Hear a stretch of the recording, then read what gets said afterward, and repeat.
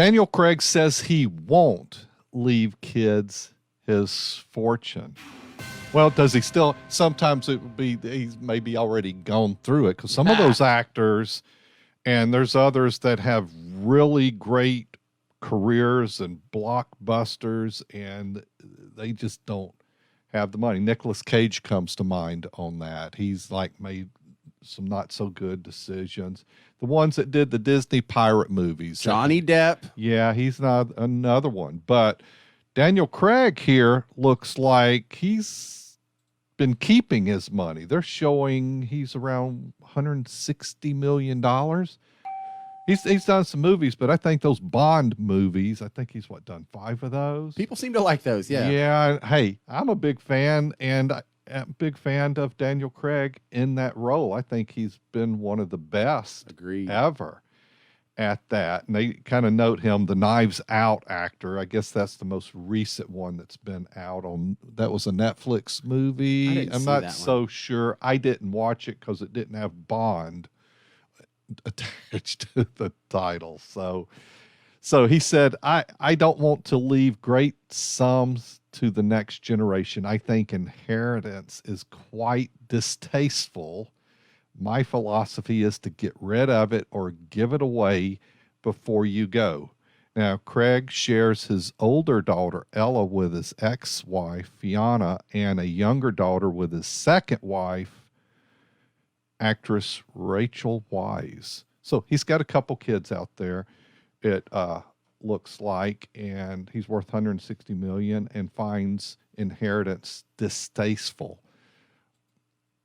Well, I guess because he's wealthy, but others that aren't probably say, I don't have a problem with inheritance. Maybe but I look at it a bit different, James. When you get out there and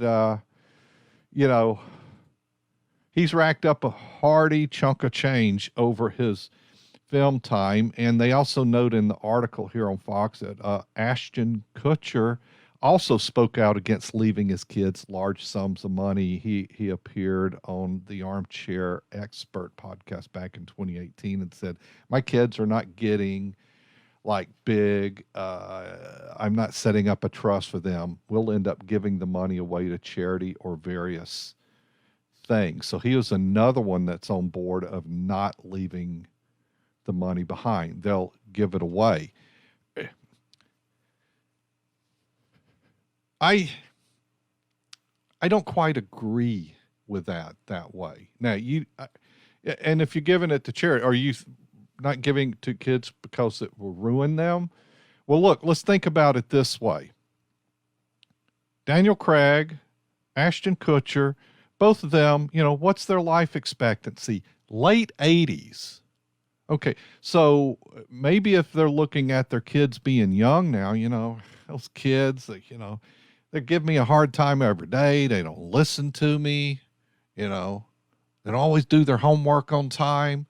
Okay, when you're 85, one of your kids probably going to be 65. You're not giving it to a kid that isn't doing their homework. You're giving it to a person that's lived and worked through life. I wouldn't make that judgment based on how their behavior is at 15, because you're probably going to end up leaving it behind to them at 65. And I think they can be very prudent people. And I think of from our kids, and I've got 4 that I think about in that, and I don't see myself leaving them money now because I don't look at myself moving on. Do you look at yourself leaving behind your inheritance now? No. But I expect to live a long time. If I don't, it's going to my wife.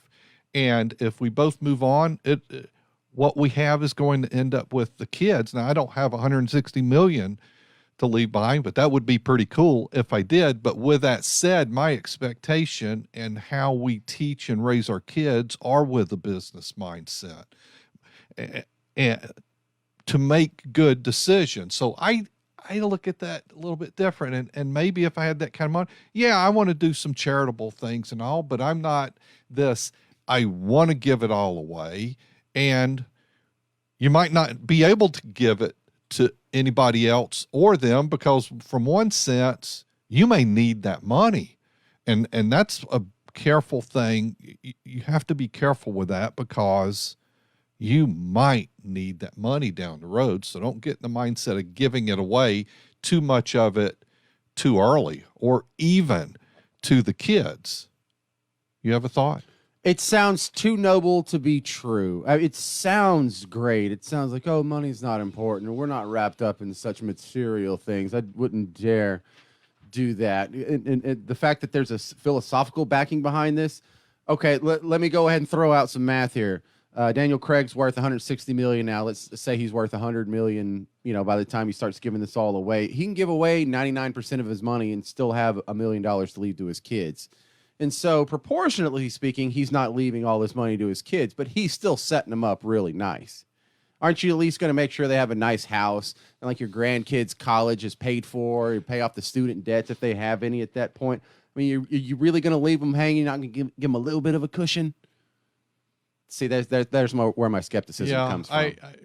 I listened to a speaker a couple months ago, and he's pretty well off, and he said, you know, we're donating money. Yeah, I'm not taking it all with me, but he said we are helping the kids as we go. We're not waiting till we die to help them, and I like that as well.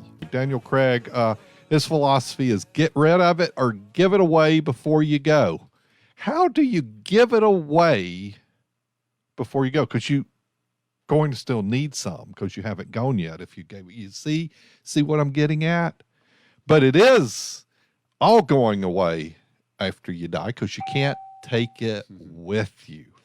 So that's kind of what wills for, and doesn't have to be a controlling trust. But if you, you know, and I mentioned to James on the break, said, well, you know, you could use a trust to control giving it to that kid, because you're 85 and that kid's 60 and he's still not doing his homework. So, well, maybe you have a little bit of control there to help him with decision making on that, you know, if that's the case. And I like the idea that I spoke of, is to not hold it all till you die.